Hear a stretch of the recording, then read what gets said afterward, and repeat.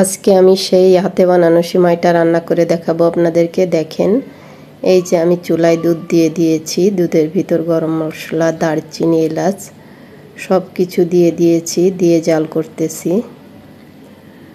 আমার একটু ঠান্ডা লেগেছে, তাই কণ্ঠটা ভালো আসতেছে না, কিন্তু করার কিছু নেই, ভিডিও তো করতেই হবে, ভয়েস তো দিতেই হবে।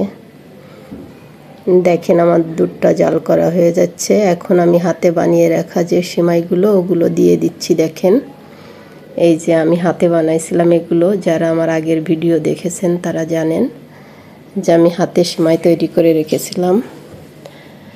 আজকের আমি সেই সিমাইটা রান্না করে দেখাচ্ছি। আমি এটা নিজেই হাতে বানাইছিলাম। দেখেন আমি রান্না করতেছি। আমি আবার একটু সুপার শপে গেছিলাম। দেখেন এই যে সুপার শপটা আমাদের ফকিরহাটের। দেখেন আমি একটা জিনিস কিনতে গেছিলাম, কিন্তু আমি পাইনি। আমি অল টাইমের একটা বার্গারের যে বনটা আছে ওইটা আমি কিনতে গেছিলাম, কিন্তু ওইটা আমি পাইনি। না পেয়ে একটু ভিডিও করে নিয়ে আসলাম। দেখেন ওরা আবার চকলেট সাজাচ্ছিল, দেখতে অনেক সুন্দর লাগতেছিল, দেখে আমি ভিডিওটা করলাম। দেখেন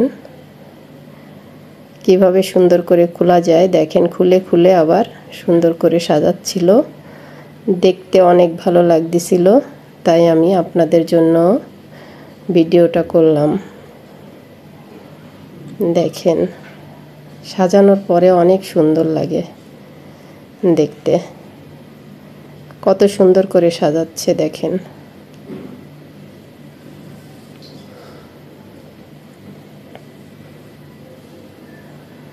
দেখেন এখন আমার কাছে দেখতে খুব ভালো লাগতেছিল। আপনাদের কাছে কেমন লাগবে আমি জানি না, আমার কাছে খুব ভালো লাগতেছিল দেখে, এই জন্য আমি ভিডিওটা করেছি।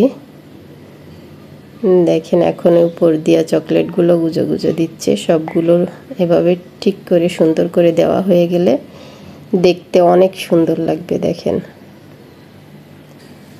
অনেক সুন্দর দেখাচ্ছে, দেখতে খুব ভালো লাগে। দেখেন হয়ে যাচ্ছে সাজানো, এই যে সাজানোটা হয়ে গেছে।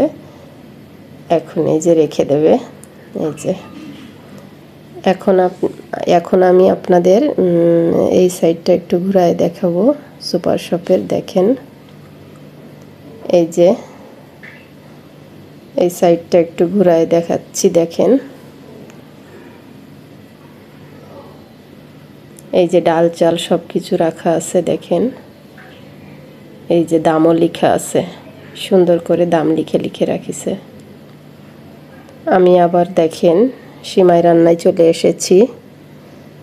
আমার সিমাইটা প্রায় রান্না হয়ে যাচ্ছে। দেখেন হাতে বানানো সিমাই রান্না অনেক মজা লেগেছিল, খেতে সুন্দর হয়েছিল।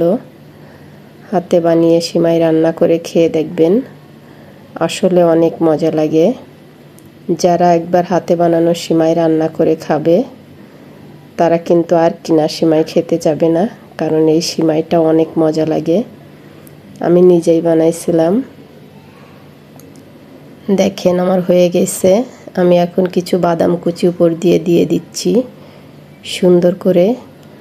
আর খেতে অনেক মজা হয়েছিল, বলে বোঝানো যাবে না আপনাদের। হাতে বানিয়ে খেয়ে দেখবেন।